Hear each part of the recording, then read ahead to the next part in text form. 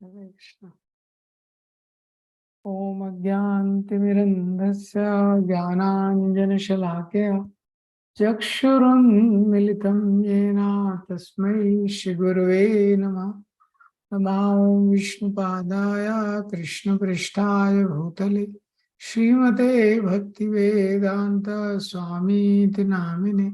नमस्ते सरस्वते देवे गौरवाणी प्रचारिणे निर्विशेषा शून्यवादी पाश्चात्य देश तारिणे। जय श्री कृष्ण चैतन्य प्रभु नित्यानंद श्री अद्वैत गदाधर शिवासादि गौर भक्तवृंद।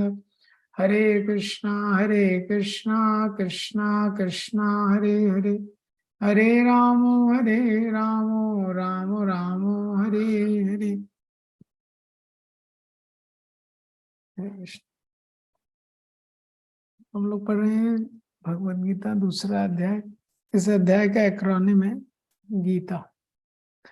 तो शुरू के 10 श्लोकों में बताया गया है कैसे गुरु का शरणागत लेना है, सरेंडर टू गुरु।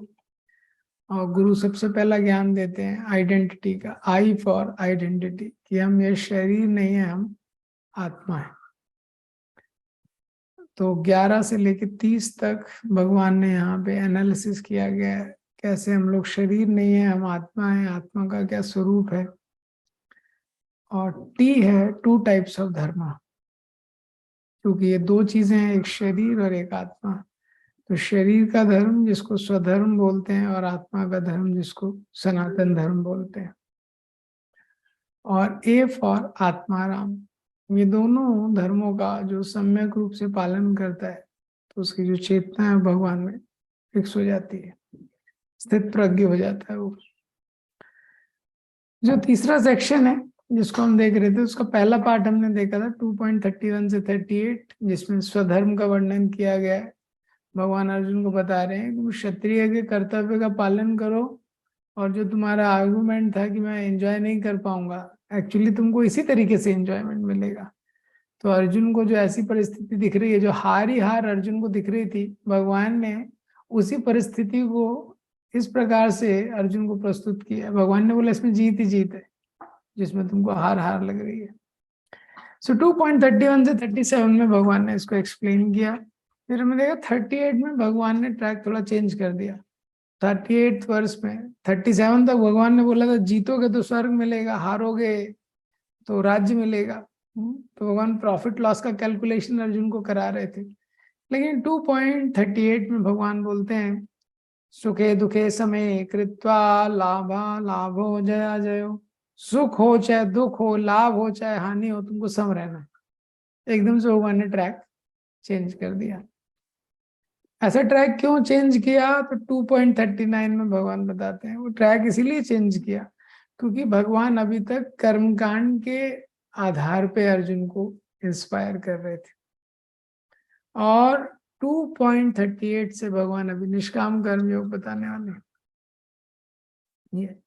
तो इसीलिए भगवान ने ट्रैक को थोड़ा चेंज किया निष्काम कर्म योग को बताने के लिए। तो भगवान ने 2.39 में बताया है कि एशे ते विहिता सांख्ये बुद्धि योगा त्वम इमाम। अब इधर मैंने तुमको सांख्य के द्वारा यानी एनालिसिस के द्वारा कैसे हम शरीर नहीं है आत्मा है ये समझाया था। अब बुद्धि योग के बारे में तुम मुझसे सुनो। और बुद्धि युक्त हो यह पार्थ, बुद्धि योग में युक्त होके कर्म करो, कर्म बंधन प्रहास्यसी, इस तरह तुम कर्म बंधन से मुक्त हो जाओगे। तो आज का सेक्शन है, ये बहुत स्पेशल सेक्शन है। ये 2.40 से 46 ये भक्ति योग का सेक्शन है। विश्वनाथ चक्रवर्ती ठाकुर इसको बताते हैं दूसरे अध्याय में।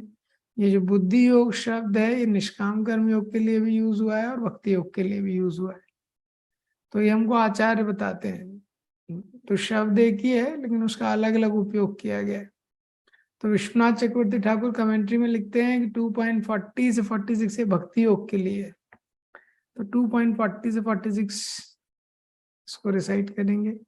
नेहा विक्रम नाशोस्ति प्रत्यवायो न विद्यते स्वल्पम अपि यस्य धर्मस्य त्रायते महतो भयात् व्यवसायात्मिका बुद्धि एकेहा कुरु नंदना बहुशाखायनन्तर्षा बुद्धयो वा व्यवसायिनां यामिमां पुष्पितां वाचा प्रवदन्ति या विपश्चिता भेदवादरता पार्था नान्यद् अस्तीति वादिना कामात्मना स्वर्गपरा जन्म कर्म फलप्रदां क्रिया विशेष बहुलां भोगैश्वर्य गतिं प्रति भोगैश्वर्य प्रसक्तानां तया अपहर्त चेतसां व्यवसायात्मिका बुद्धि समाधौ न विधीयते त्रैगुण्य विषया वेदा निस्त्रैगुण्यो भवार्जुन निर्द्वंद्वो नित्य सत्वस्थो निर्योग क्षेम आत्मवान यावनर्थ उदप्पाने सर्वथा संप्लुतोदके तावन् सर्वेषु देवेदेषु ब्राह्मणस्य विजानता। तो ये जो 40 श्लोका है, नेहा विक्रम नाशोसी प्रत्यवायो न विद्यते। नेहा विक्रम नाशोस्ति, अविक्रम यानी प्रयास, इहा मतलब इस संसार में कोई भी प्रयास जो इस संसार में किया जाता है आइडली भक्ति के पथ पे, नाशो अस्ति, उसका नाश ना कभी नहीं होता है। प्रत्यवायो न विद्यते, ना उसका कोई नाश होता है। प्रत्यवायो मतलब ना उसमें कोई नेगेटिव रिजल्ट होता है, ना उसका नाश होता है, ना वो कम होता है, ना उसमें कोई नेगेटिव रिजल्ट होता है। ये पहली लाइन है, नेहा विक्रम नाशोस्ति प्रत्यवायो न विद्यते। इस संसार में भक्ति के पथ पे जो भी अभिक्रम किया जाता है, जो भी प्रयास किया जाता है, वो प्रयास कैसा है? नेहा विक्रम नाशोस्ति प्रत्यवायो न विद्यते, उसमें ना कोई नाश होता है और ना वो कभी कम होता है, और ना प्रत्यवायो मतलब उसमें कोई नेगेटिव रिजल्ट भी नहीं होता है। तो भक्ति का पाद इतना स्पेशल है। भक्ति में हम जो भी प्रयास करते हैं, जो भी हमने प्रयास करते हैं, ना तो उसमें कभी नाश होने वाला है, वो शुरू से ही परमानेंट रहता है। प्रभुपाद जी ने इतना गोल्डन तात्पर्य दिया है इस श्लोक का, आप देखेंगे Prabhupada ji, very beautiful purport. ना उसका नाश होता है, ना वो कम होता है, ना उसका नेगेटिव रिजल्ट होता है। ये पहली लाइन। स्वल्पम अप्यस्य धर्मस्य, और भक्ति के पथ पे स्वल्पम थोड़ा सा भी प्रयास किया जाए, त्रायते महतो भयात, बहुत महान भय से ये हमारी रक्षा करता है। त्रायते महतो भयात, बहुत महान भय से रक्षा करता है। तो ये जो श्लोक है भक्ति के बारे में बताने से पहले भगवान भक्ति का एडवर्टीजमेंट कर रहे हैं, उसका विज्ञापन कर रहे हैं। तो किसी भी चीज का विज्ञापन जरूरी है, कलयुग में तो और ज्यादा जरूरी है।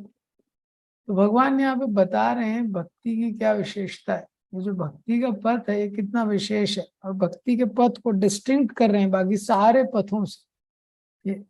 ये इतना स्पेशल पथ है, इसमें कोई भी प्रयास किया जाए उसका कभी नाश नहीं होता है। ये संसार में कौन सा आप ऐसा बिजनेस करेंगे कि ना कभी उसमें लॉस हो, ना कभी आपके प्रोडक्ट का जो डिमांड है कभी मार्केट में कम हो। ये और स्वल्पम अभ्यस्य, आपने थोड़ा सा कर दिया बहुत बेनिफिट हो जाए, ऐसा कोई बिजनेस नहीं। तो बिजनेस कोई व्यक्ति करता है संसार में, उसको ये तीनों चीजों की चिंता रहती है। करेक्ट। कोई भी व्यक्ति कोई भी व्यापार कर रहा है, सबसे पहला चिंता है उसको लॉस का, इसमें लॉस नहीं होना चाहिए। दूसरा उसको चिंता है जिस भी चीज का वो बिजनेस कर रहा है वो प्रोडक्ट का डिमांड कभी कम नहीं होना चाहिए, जो प्रोडक्ट का डिमांड कम हो जाता है। वो किसी चीज का बिजनेस कर रहा है, दूसरी चीज आ गई ये तो उसका डिमांड कम हो गया, ओला आ गया, ऑटो वगैरह का डिमांड कम हो गया। ये कंप्यूटर्स में देखते हैं कि पहले सीडी रहता था, क्या क्या रहता था, हाँ, पेन ड्राइव आ गया, एसएसडी है, हार्ड डिस्क है, अभी तो कुछ, हाँ, प्रोडक्ट जो है वो थोड़े समय तक रहता है फिर डिमांड कम हो जाता है। ये जैसे बारिश है तो अम्ब्रेला का डिमांड है, ये लेकिन गर्मी का सीजन आएगा डिमांड कम हो जाएगा। तो कौन सा कोई भी प्रोडक्ट है उसका डिमांड हमेशा एक जैसा नहीं रहता है। तो पहला तो क्या है, लॉस होने का चांसेस है हर बिजनेस में। कोई भी व्यापारी बिजनेस करता है इसी अंडरस्टैंडिंग से करता है कि इसमें लॉस हो सकता है।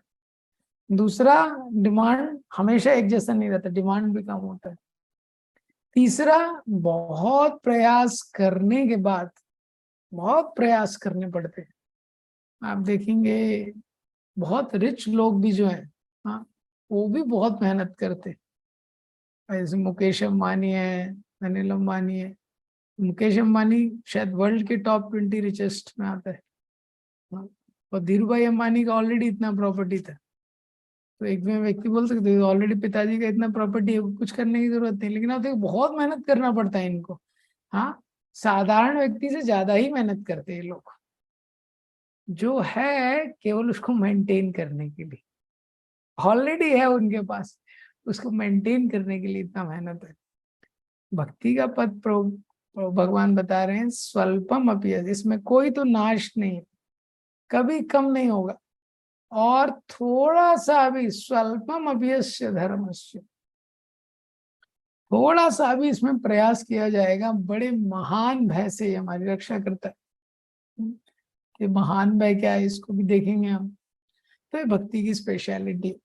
तो पहले विश्वनाथ चक्रवर्ती की ठाकुर ने जो टीका दिया है उससे मैं आपको एक्सप्लेन करता हूँ। तो विश्वनाथ चक्रवर्ती ठाकुर ने इसका एक टीका दिया है, एक टीका दिया है इसका बलदेव विद्याभूषण ने जो दिया है। तो विश्वनाथ चक्रवर्ती ठाकुर बताते हैं कि ये जो सेक्शन है, वैसे ये निष्काम कर्म योग का सेक्शन, लेकिन दो तरह के योग यहाँ पे बताए गए हैं, भक्ति और निष्काम कर्म योग।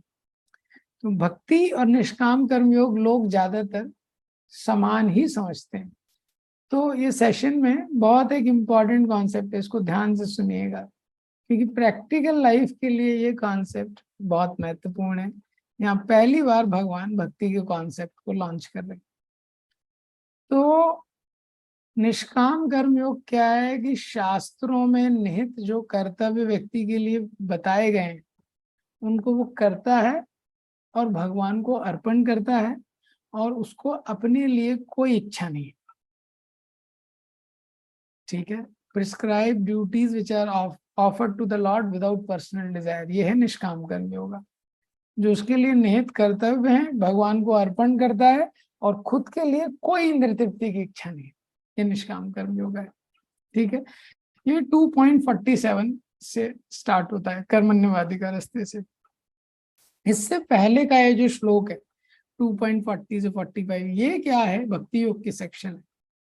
क्योंकि भक्ति ही केवल एक ऐसा मार्ग है जो गुणों के परे है।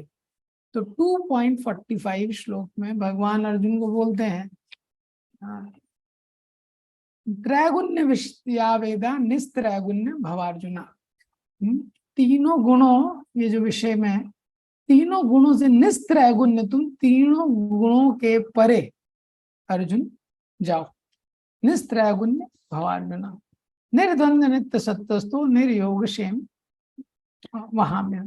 तो भगवान यहाँ पे बोलते हैं कि त्रैगुण्य विषया वेदा, जो वेद हैं उनमें बेसिकली 3 विषयों के बारे में ज्यादा चर्चा है, धर्म अर्थ काम का चर्चा ज्यादा है।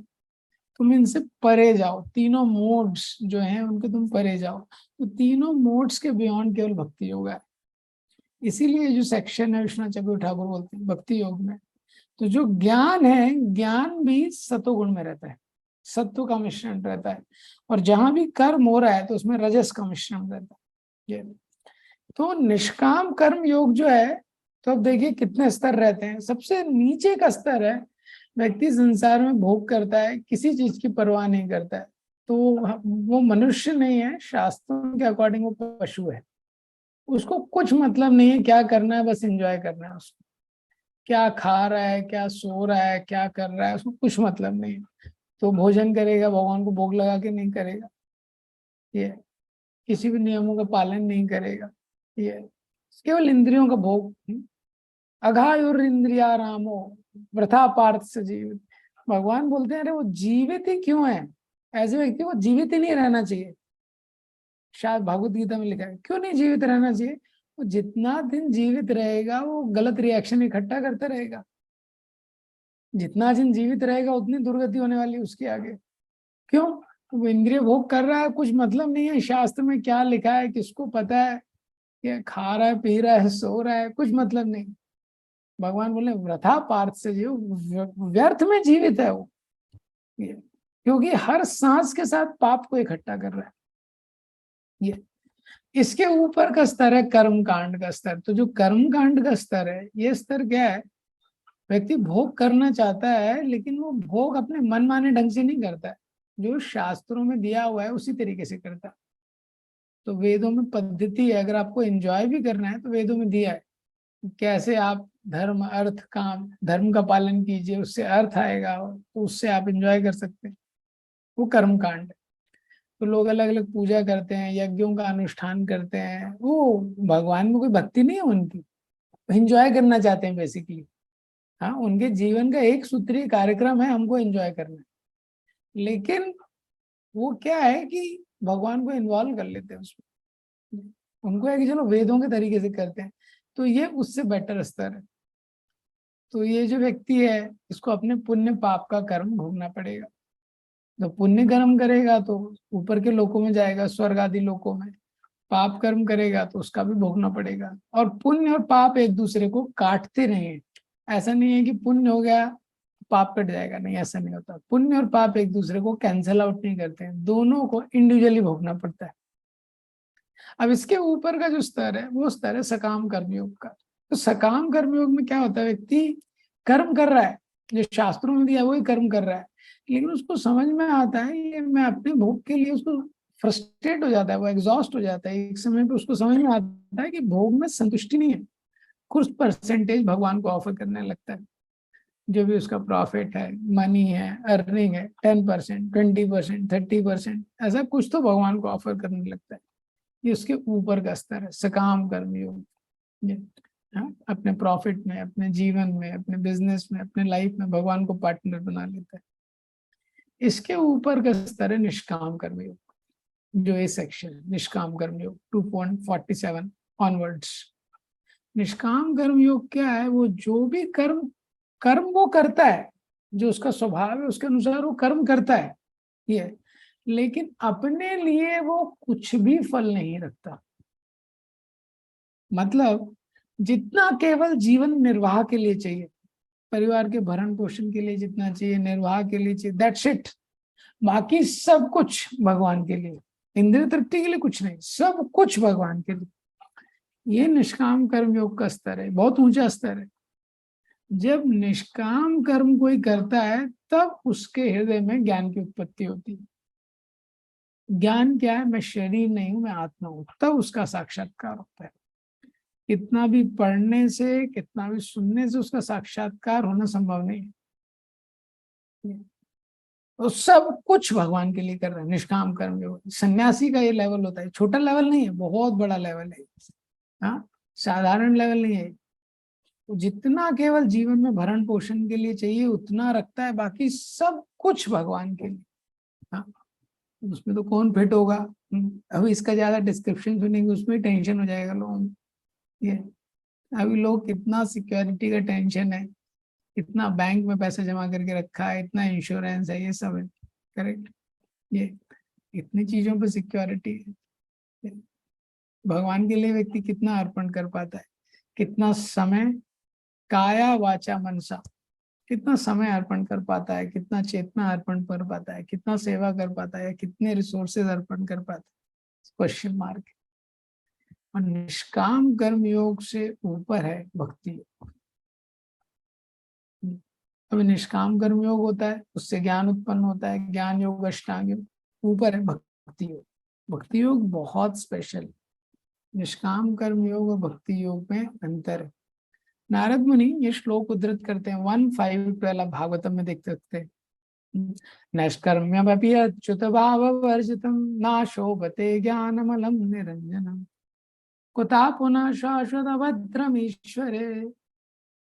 तो ये जो श्लोक है इसमें भगवान बोलते हैं, नारद मुनि बताते हैं देव को, नैष्कर्म्यम अपि अच्युत भाव, अगर जो ज्ञान व्यक्ति के पास है और निष्काम रूप से वो कर्म कर रहा है, ऐसा जो कर्म है ना शोभते, वो जो कर्म है वो भी बहुत महान नहीं, शुद्ध भक्तों की दृष्टि में, भागवतम की दृष्टि में। अगर कोई निष्काम रूप से कर्म कर रहा है, सब कुछ भगवान को ऑफर कर रहा है, केवल जीवन निर्वाह के लिए ले रहा है, बाकी सब ऑफर कर रहा है, तो हम तो सोच सकते हैं कितनी महान चीज है एक में, और वास्तव में बहुत महान चीज है। लेकिन शुद्ध भक्ति के दृष्टि में ये भी महान नहीं, ना शोभते। क्यों? अच्युत भाव वर्जितम, क्योंकि अच्युत के भाव से वो वर्जित है, भक्ति से वर्जित है। तो ये जो बुद्धि योग शब्द है, ये निष्काम कर्म योग के लिए यूज किया गया है और भक्ति योग के लिए भी किया गया है। 10.10 में जैसे है, ददामि बुद्धि योगम तम येन माम उपयान्ति ते, भगवान बोलते हैं तेषाम सतत युक्तानाम भजताम प्रीति पूर्वकम ददामि बुद्धि योगम तम येन माम उपयान्ति ते। जो लोग सतत रूप से मेरी भक्ति में प्रेम पूर्वक लगे रहते हैं, मैं उनको बुद्धि देता हूँ, बुद्धि योगम। ये बुद्धि योग भक्ति योग के लिए, ये बुद्धि योग किसके लिए? भक्ति योग के लिए। और इसी तरह आप देखेंगे जो 2.49 में भी आगे आएगा, दूरेणी आवरण कर्मा बुद्धि युक्तो जहातिहा। यहाँ पे जो बुद्धि योग शब्द है, बुद्धि योग के लिए, यहाँ पे बुद्धि योग क्या है? निष्काम कर्म के लिए बुद्धि योग शब्द उपयोग हुआ है। तो इसी तरह से एक शब्द को अलग अलग चीजों के लिए उपयोग किया गया, जैसे कर्म शब्द है गीता में, इसका कई चीजों के लिए उपयोग किया गया है। और आचार्य हमको बताते हैं ऐसे जो भक्ति योग है, तो भक्ति योग में भी प्राधान्यभूत भक्ति, गुणीभूत भक्ति, अनन्य भक्ति, ये तीनों अलग है। तो अलग अलग स्तर पे अलग अलग भक्ति का निरूपण किया गया है। तो यहाँ पे बताया जा रहा है शुद्ध भक्ति के बारे में। जो शुद्ध भक्ति योग है, उसका स्वभाव क्या है कि उसमें कभी नाश नहीं होता है, और उसको अगर पूरी तरह से किसी ने स्टार्ट कर दिया, जैसे भक्ति स्टार्ट कर दी लेकिन क्या कंप्लीट नहीं कर पाया, तो उसको कोई पाप नहीं लगेगा। जैसे यज्ञ आदि कर्मों में कोई व्यक्ति यज्ञ कर रहा है, शुरू कर दिया, खत्म नहीं कर पाया, तो ना उसको रिजल्ट मिलेगा और पाप भी लगेगा। आपने देखा है भागवतम में भी वर्णन है, विश्व रूप है वो, मंत्र को चैंट कर रहा है। ऐसे व्यक्ति को उत्पन्न करना चाहता है जो इंद्र की मृत्यु करेगा, इंद्र शत्रु ऐसे कुछ उसको बोलना है, लेकिन थोड़ा वो लंबा उच्चारण कर दिया उसने, इंद्रा शत्रु। तो क्या हो गया संस्कृत में, उसका डिफरेंस क्या हो गया? ऐसा व्यक्ति उत्पन्न हो गया जो इंद्र के द्वारा मारा जाएगा। वो उत्पन्न करना चाहता था जो इंद्र को मारेगा। हाँ, थोड़ा मंत्र ऊपर नीचे हो गया। हमारे तो हरे कृष्णा मंत्र में इतना वेरिएशन होता है, अगर ये रूल लगने लगा पता नहीं हमारे साथ क्या होगा। हर डिवोटी का हरे कृष्णा मंत्र का ट्यून अलग रहता है, लेकिन वैदिक मंत्रों में एक्सेंट का भी इतना मैटर करता है। तो सोच सकते हैं, ये बाकी यज्ञों में निग नाम के राजा थे, उन्होंने बहुत सारी गाय दान दी थी, गलती से कुछ एक गाय वापस आ गई, वापस उसको दान दे दिया, उसका इतना बड़ा उनको रिएक्शन बनने लग गया, छिपकली बन गए। तो भक्ति में ऐसा नहीं है। बाकी प्रोसेस में क्या है, पहले तो आपको कंप्लीट करना पड़ेगा। कोई योगी है कुछ भी कर रहा है, कंप्लीट करना पड़ेगा उसको, जब तक कंप्लीट नहीं करेगा तो रिजल्ट नहीं मिलता है। और दूसरा क्या है कि उसको पाप भी लगता है अगर वो कंप्लीट नहीं करता। लेकिन भक्ति बहुत स्पेशल।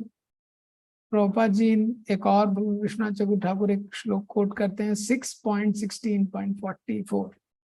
तो इसमें बताते हैं कि my Lord, it is not impossible for one two immediately free from all the material contamination by seeing you. What to speak of seeing you personally, merely by hearing the holy name of your lordship once. Even the lowest of the class, Chandalas, are freed from all material contamination. तो बताते हैं कि भगवान आपके दर्शन मात्र से व्यक्ति के सारे पाप कट जाते हैं। दर्शन क्या, आपका नाम सुनने मात्र से। ये और भगवान उद्धव को बोलते हैं यही चीज आगे, यह उद्धव, ये जो भक्ति का मार्ग है, क्योंकि मैंने इसको स्वयं स्थापित किया है, ये किसी भी भौतिक इच्छा से मुक्त है। इसीलिए जो मेरा भक्त है उसको कोई लॉस नहीं होता इस प्रोसेस में। 11.29.20। अब 11.25.33 विश्वनाथ चक्रवर्ती ठाकुर लिखते हैं ये बताने के लिए कि जो निष्काम कर्म योग है ये भक्ति से अलग है। मद अर्पणम निष्फलम वा सात्विकम निज कर्म तत्। तो क्या बताते हैं वो, मद अर्पणम निष्फलम वा, जो कार्य व्यक्ति करता है मुझे ऑफर करता है और फल की इच्छा नहीं करता है, उसको सतोगुण में कहा गया है। वो क्या है, सतोगुण में। तो निष्काम कर्म योगा कौन से गुण में है, सतोगुण में। तो भक्ति क्या है, लेकिन तीनों गुणों के परे। इसीलिए जो भक्ति है, स्वल्पम अप्यस्य धर्मस्य त्रायते महतो, छोटा सा भी एंडेवर। 6वें अध्याय में भी गीता के अर्जुन ने पूछते हैं कि भगवान में अगर लगता हूं मैं, अगर लेकिन मैं कंप्लीट नहीं कर पाता हूँ पाठ, तो भगवान क्या बोलते हैं, पार्थ नैवे नामुत्रा विनाशस्तस्य न विद्यते। हे पार्थ, ये जो पथ है इसमें कभी विनाश नहीं होगा। तो इस पथ पे कोई डिस्ट्रक्शन नहीं है, इसमें चीजें ना डिक्रीज होंगी ना नाश होगा। और थोड़ा सा भी व्यक्ति इस पथ पे करता है, बहुत ग्रेटेस्ट फियर है, उससे व्यक्ति बच जाएगा। ग्रेटेस्ट फियर क्या है, ग्रेटेस्ट फियर है कि मनुष्य जन्म लेने के बाद वापस से अगर किसी को पशु योनि में जाना पड़े, तो बहुत बड़ा ग्रेटेस्ट फियर है। तो व्यक्ति अगर स्वर्ग भी जाता है, स्वर्ग के बाद क्या है, शीने पुण्य मर्त्य लोकम विशंति, पुण्य खत्म होता है, वापस से मृत्यु लोक में आना पड़ता है। तो ये बहुत बड़ा डेंजर है, ये बहुत बड़ा डेंजर है। यहाँ पे भगवान बता रहे हैं भक्ति के बारे में। तो जब हम स्पिरिचुअल लाइफ प्रैक्टिस करते हैं, हम एक ऐसी चीज का प्रयास कर रहे हैं भक्ति योग में जो शाश्वत है। बाकी सारी चीजें संसार में क्षणिक हैं, क्षणभंगुर है। लेकिन जब हम भगवान जो की भक्ति करते हैं, वो क्या है, परमानेंट। प्रभुपाद जी का आप तात्पर्य देखेंगे, इतना ब्यूटीफुल परपोर्ट प्रभुपाद जी ने लिखा है। पहला लाइन है, एक्टिविटी इन कृष्ण कॉन्शियसनेस और acting for benefit of Krishna without expectation of sense gratification is the highest transcendental quality of work। भगवान की प्रसन्नता के लिए जो क्रिया की जाती, भगवान की प्रसन्नता के लिए, हाँ, कोई भौतिक इच्छा नहीं, वो highest transcendental quality of work है। Even a small beginning of such an activity finds no impediment, nor can that small beginning be lost at any stage। छोटा सा भी जो बिगिनिंग किया जाए इस दिशा में, ना कभी उसका नाश होता है ये, और ना उसमें कोई बाधा आती है। Work begin on material pain has to be completed, otherwise the whole attempt becomes a failure. भौतिक संसार में हम देखते हैं, जब तक आप कोई चीज कंप्लीट नहीं करेंगे वो यूजलेस है। आप इंजीनियरिंग कर रहे हैं, मेडिकल कर रहे हैं, जब तक सारे साल सारे सब्जेक्ट्स कवर नहीं करेंगे, हाँ, तब तक क्या है, वो क्या हो जाता है, यूजलेस है, उसका कोई वैल्यू नहीं है। लेकिन भक्ति कैसा है, 1% done in Krishna consciousness bears permanent result, so that the next beginning is from the 2%। हाँ, प्रभुपाद जी क्या गोल्डन स्टेटमेंट है। प्रभुपाद जी बोले 1% भी किया ना तो यूज है, अगली बार 2%। ये संसार में इसलिए हम देखते हैं कि बहुत इंपॉर्टेंट है ये श्लोक का सिद्धांत समझना। हमको देखना चाहिए कहाँ हम लोग इन्वेस्ट कर रहे हैं अपना टाइम, ये कहाँ हम लोग। कोई व्यक्ति है, जनरली कुछ भी चीज अगर आपको दी जाती है, आपको बोला ये आपके पास है, तो आपके पास 10 लाख रुपए दिए हैं, लेकिन ये आपके पास 5 महीने के लिए है। तो आप क्या कर सकते हैं, एक तो है 10 लाख रुपए का कुछ उपयोग कर सकते हैं। कुछ भी उपयोग करेंगे तो कुछ भी उपयोग करेंगे तो कम होगा। 10 लाख में से आपने 5 लाख का भोग कर लिया, कुछ एंजॉय कर लिया, गाड़ी खरीद ली, 5 लाख ही बच गया आपके, वो कम होगा। दूसरा है कि या तो आप कहीं उसको इन्वेस्ट करेंगे भौतिक संसार में, किसी बैंक में डालेंगे, कुछ एफडी करेंगे, कुछ तो करेंगे ये। लेकिन क्या है, ये संसार में जिस बैंक में डाले बैंक भी बंद होने वाला है। ये संसार में कहीं पे भी हम कोई भी इन्वेस्टमेंट कर रहे हैं, तो सबसे पहला चीज क्या है कि वो शाश्वत रहना चाहिए। अगर शाश्वत नहीं है, ऐसी जगह इन्वेस्ट कर रहे हैं, तो वो लॉस होने ही वाला है, वो तो नष्ट होने ही वाला है। केवल समय का अंतर है। हाँ, किसी के 5 साल 10 साल 15 साल, उसके बाद सब चीजें नष्ट होने वाली है। तो इसीलिए बोला गया है कि जैसे ही व्यक्ति का जन्म होता है, उसको एक बहुत बड़ा खजाना मिलता है। कौन सा खजाना, समय का।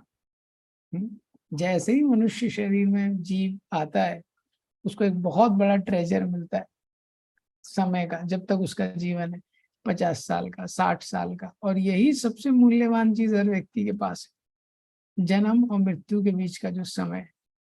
और ये कैसा खजाना है, उसके वो चाहे चाहे ना चाहे, ये संसार का संपत्ति 10 लाख है तो हो सकता है दो कुछ भी खर्च नहीं करेगा तो 10 लाख रखा रहेगा, लेकिन ये ऐसा खजाना है रोज खत्म हो रहा है।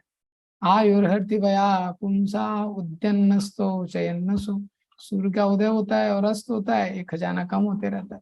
ये किसमें हम इस खजाने को लगा रहे हैं, ये व्यक्ति को देखना पड़ेगा, किस चीज में वो है समय रूपी जो धन है उसको लगाता है।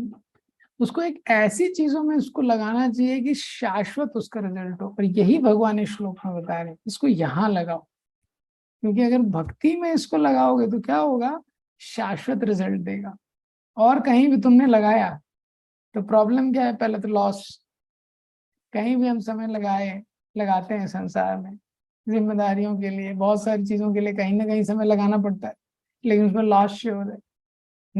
अभी तक कंप्यूटर इंजीनियरिंग का बच्चा रहता है, जब तक कुछ सीखता है, सी सीखता है, C++ सीखता है, कंपनी में जाता है, वहाँ दूसरी लैंग्वेज चल रही है, अब उसको दूसरी चीज पढ़नी पड़ती है।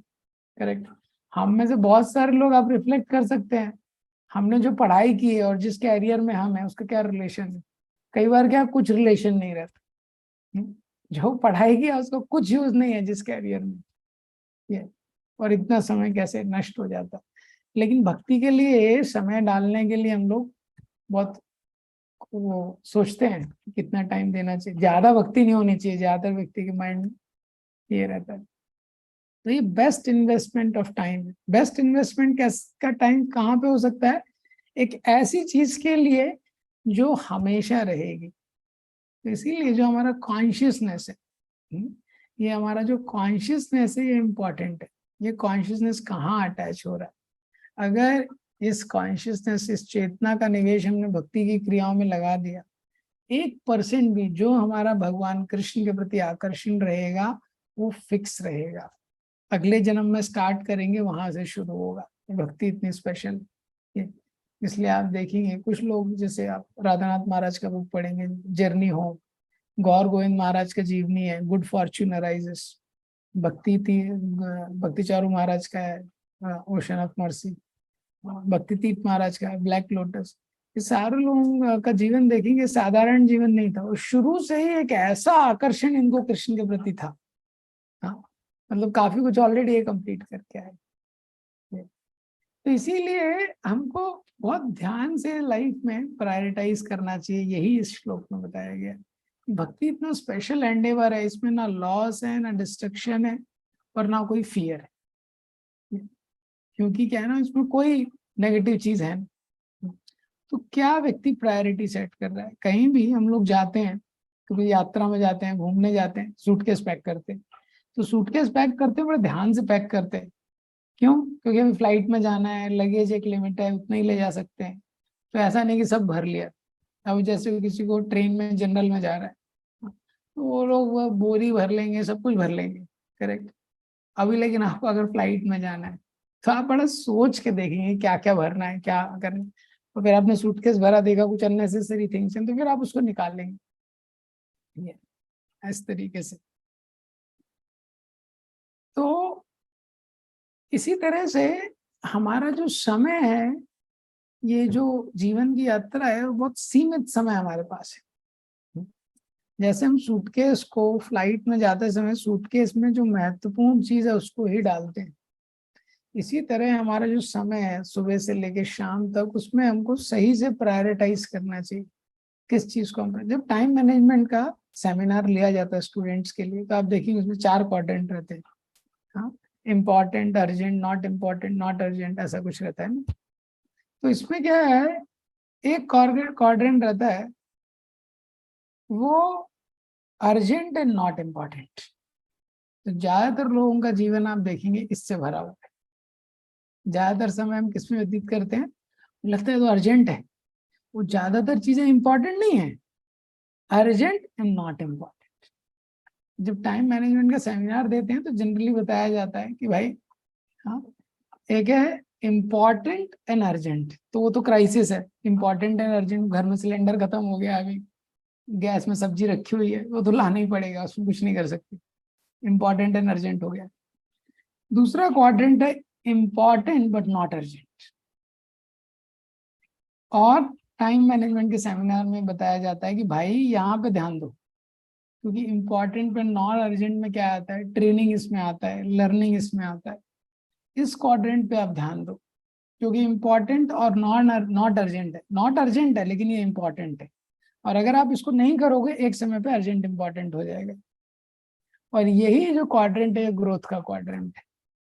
और एक क्वाड्रेंट है अर्जेंट एंड नॉट इम्पोर्टेंट, उसको अवॉइड करना है।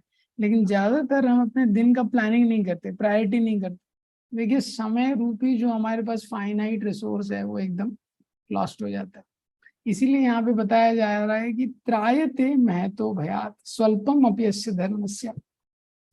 सबसे महान भय है मनुष्य जन्म में कि अगर व्यक्ति को मनुष्य जन्म के बाद पशु जन्म में जाना पड़े। जैसे आप देखते हैं भौतिक जगत को, भौतिक जगत है इसकी तुलना की गई है जेल से।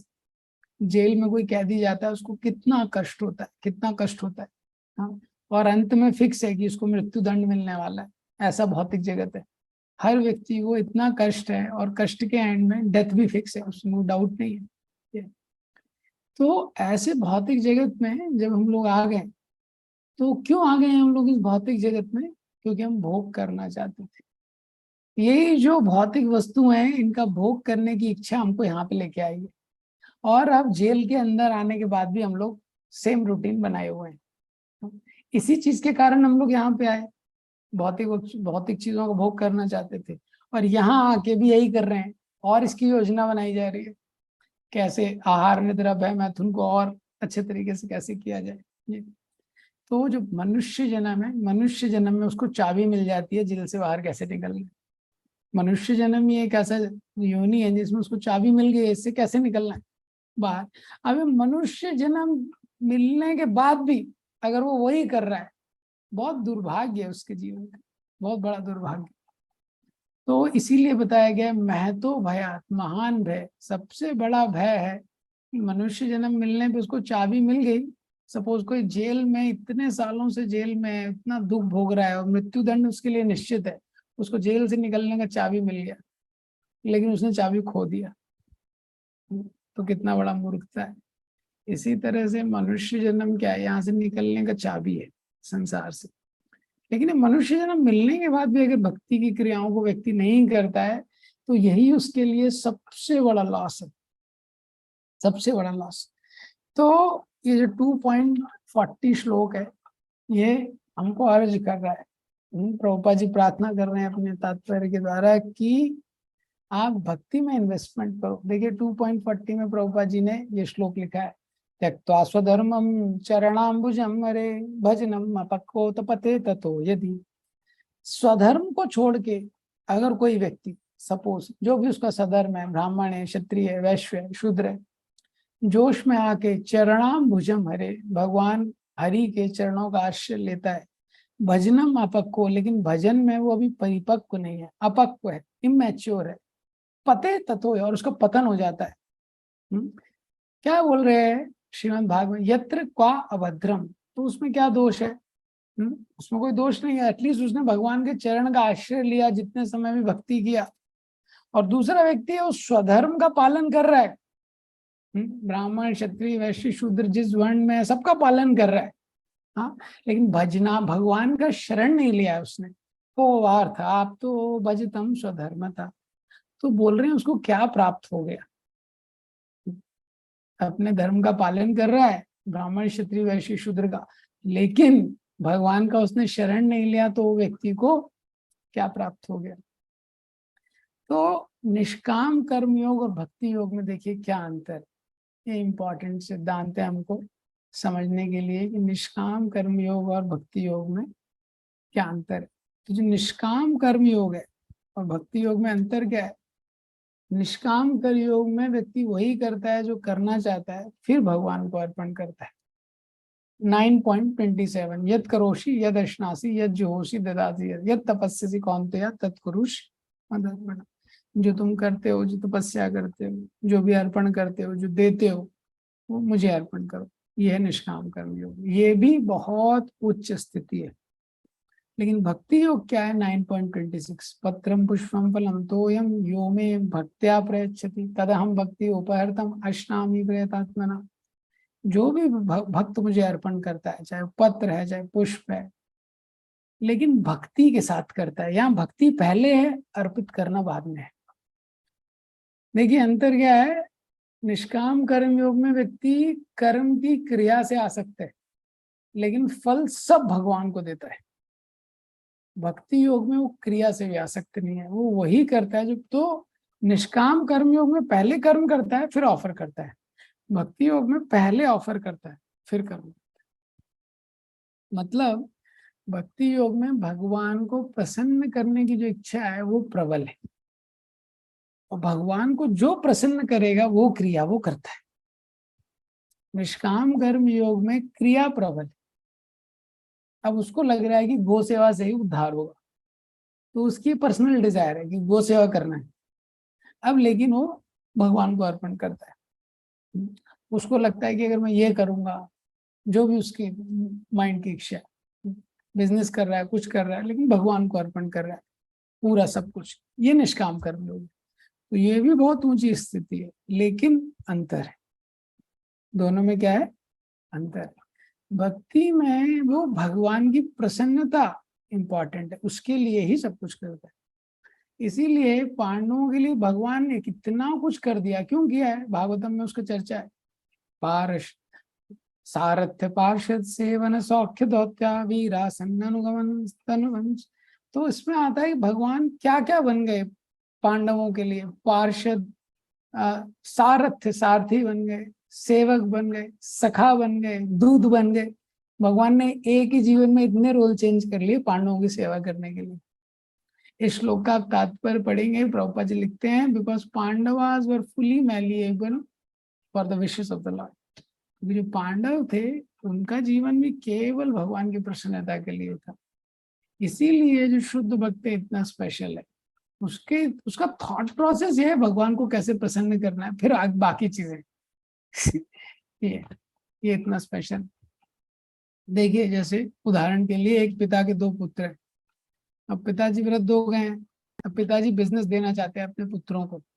दोनों पुत्र योग्य हैं, एक ज्यादा टैलेंटेड, एक थोड़ा कम टैलेंटेड। तो एक पुत्र है, उसको बुलाते हैं, तो पिताजी से बोलते हैं ठीक है आप मुझे बिजनेस दे दीजिए, आपको टाइम हो ही गया है। तो पिताजी से पूछते हैं आप बताइए आपकी क्या अपेक्षा है। पिताजी बोलते हैं देखो बिजनेस में ना प्रॉफिट बढ़ना चाहिए, 10% हर साल बढ़ना चाहिए। तो लिख लेता है, बोलते ठीक है। और बोले हर साल 20 नए प्रोडक्ट ऐड होने चाहिए, लिख लेता है, बोला ठीक है। और बोला, वो बोलते हैं कि अभी देखो हमारे दो दो दो शॉप है, हाँ, हर साल एक शॉप बढ़ना चाहिए, लिख लेता है। बोले और कुछ? बोले नहीं। पिताजी से बोलता है एकदम चुप रहना आप कुछ मत बोलना। यही 3 चीजें हैं ना, हर साल एक नई शॉप खुलनी चाहिए, 20 प्रोडक्ट बढ़ने चाहिए, 10% प्रॉफिट बढ़ना, यही है ना, कर दूंगा मैं। अब आप एकदम चुप रहना, आपको कुछ करने की जरूरत नहीं।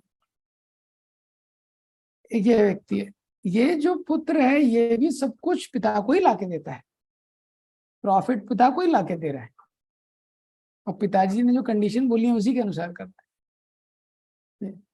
दूसरा पुत्र है, उसको पिताजी बुलाते हैं, वो भी पूछता है कि क्या आपकी अपेक्षा है। वो बताता है कि क्या क्या अपेक्षा है। पिताजी यही 3 अपेक्षाएं बताते हैं।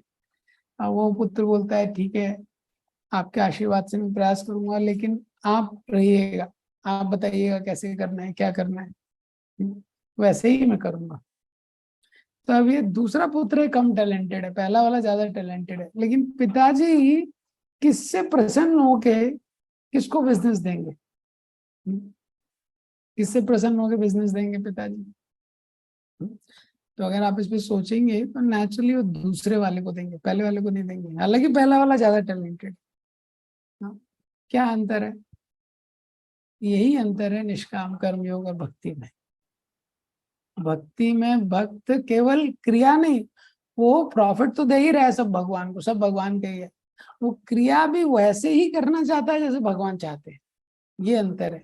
और इसीलिए निष्काम कर्म योग और भक्ति में भी बहुत अंतर है। तो पहला लड़का है वो भी प्रॉफिट पिताजी को दे रहा है, वो भी सब कुछ पिताजी की कंडीशन के अकॉर्डिंग कर रहा है, ये लेकिन उसकी क्रिया में आ सकती है। तो ये अंतर है। तो इसलिए भक्ति के पाथ पे कॉन्शियसनेस इंपॉर्टेंट है। तो जो स्वरूप सिद्ध भक्ति के लक्षण है जो हम करते हैं, श्रवणम, कीर्तनम, स्मरणम, पाद सेवनम, ये हमको करना चाहिए, बहुत स्पेशल है और भगवान की प्रसन्नता के लिए करना चाहिए। तो इसके आगे अभी भक्ति का जो डिटेल है, तो ये भक्ति कैसे करनी चाहिए ये 2.41 में दिया है। बहुत बहुत धन्यवाद। भगवद गीता जय श्री प्रभुपाद जय।